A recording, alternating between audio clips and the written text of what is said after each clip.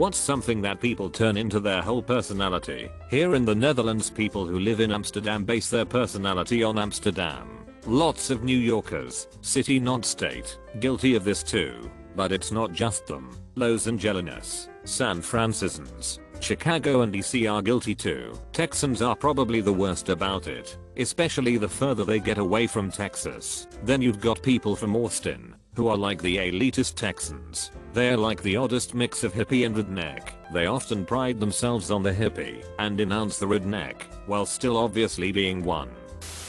Smoking the devil's lettuce. I used to love getting stoned. Then, I started to realize that with habitual use, I would get bad anxiety during dry spells. It made me extremely irritable during those spells and I would often get unreasonably upset with people over the smallest things. This caused a lot of strain in my interpersonal relationships and likely was a primary driving factor in ending a few romantic relationships with great partners. I finally realized that, while not necessarily physically addictive, it still has symptoms of withdrawal and negative short-term effects on my brain chemistry. Once I quit, a few very positive things happened. I could engage in cardio, and it wasn't a chore. I started dreaming again.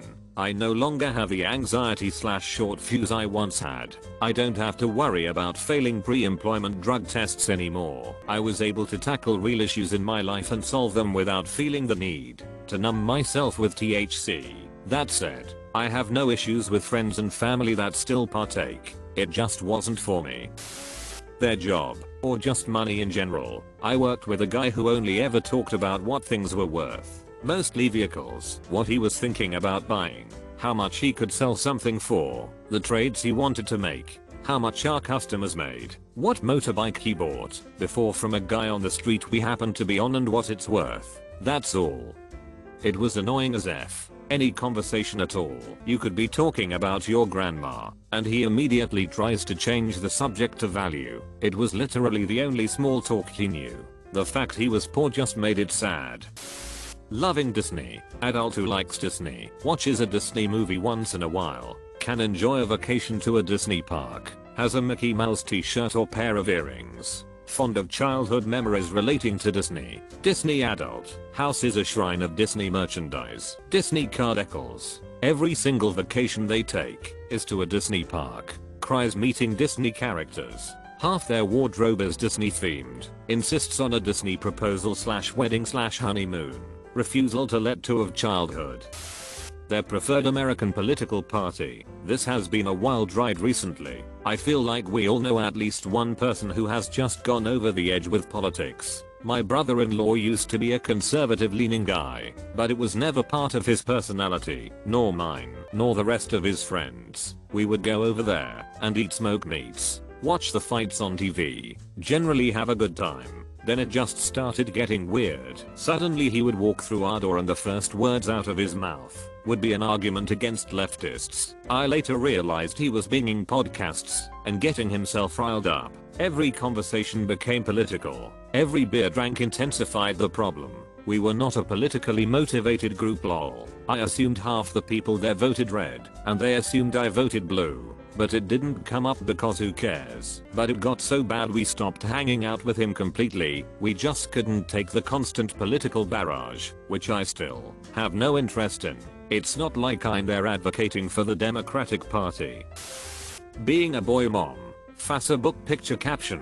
Raising a king. More likely raising a spoiled pose that ends up treating women badly in the future because he thinks he can walk all over them because his mom gave him everything and did everything for him. Oh my gosh, I work at a daycare and the children of those parents are an absolute nightmare in the classroom. Some people legit think that saying no to their kids is borderline child neglect, not knowing the chaos those kids then bring with them everywhere they go. So entitled, so whiny, still throwing temper tantrums when they're about to go off to kindergarten. It's ridiculous.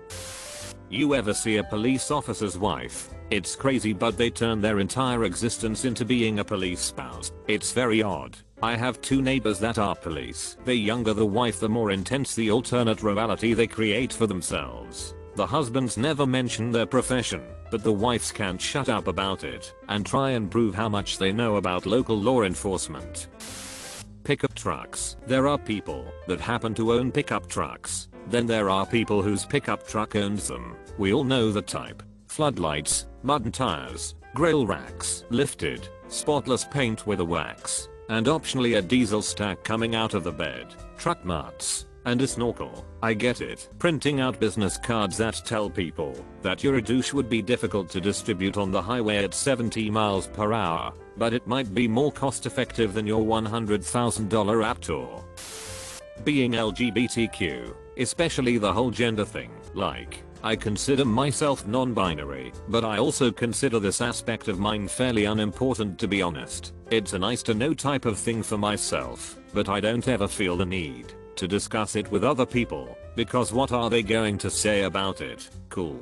Being non-CI's on het is not nearly as interesting as some LGBTQ people believe it is. It's just one random aspect of someone's personality. There are many other aspects. For example, I'm probably a HSP, highly sensitive person.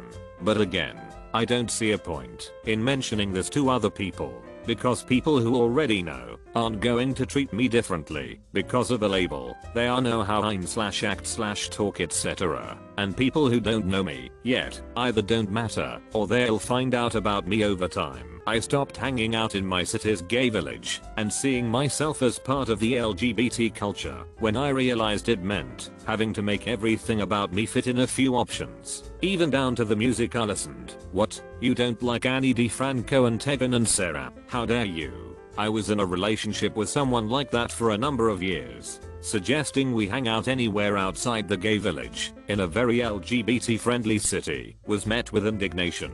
I find it sad that people will just adhere to pre-marketed identities rather than exploring who they really are.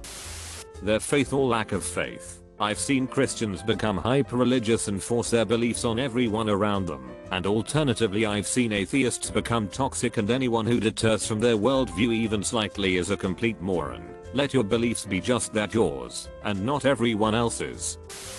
This will get buried, but some of these things become a person's entire personality because it consumes a majority of their life. Typically at a young age, kids that saw active duty in Afghanistan, living that 24 hours a day, probably has a large influence on your personality. Woman with 3 small kids, raising them while her partner is absent, could be a deadbeat, could be working 18 hours a day to support them, is gonna have a lot of anecdotes about motherhood. Point being, some individuals choose not to grow, some just don't get the opportunity to. Anime. I enjoy watching anime. But then I see other folks who spend a ton of money cosplaying random characters, going to conventions and those multi-layered cosplays. They buy a ton of figurines, posters, swords, flags, etc. I don't really find that annoying at all, cause I have a bunch of jerseys, go to professional sporting events and I have like 3 posters, and I also play fantasy football in like 4 leagues, a league I've been in for a decade, 2 money leagues and a charity league. I'm sure fantasy football will be listed here. So I get the passion. What I do find annoying is how they confuse their anime fanhood and convert it to Japan fanhood. Some go as far as thinking Japan is the greatest country and they want to move there. Like, look man, sushi, ramen, and tempura is great, but Japan is as flawed as most countries and maybe even more flawed than others. Their work-life balance is stupid. You often hear about how people work 20-hour days sometimes and die of exhaustion. It's adding on to a declining population. Japan's population declined from 128 mil in early 2010s to 120 mil. There's also higher rates of depression and a lack of mental health care in Japan. People aren't as opening as you think they are to. Not saying this is specific to Japan, I'm just saying that in Japan isn't as open as you think it is. Like, enjoy the anime.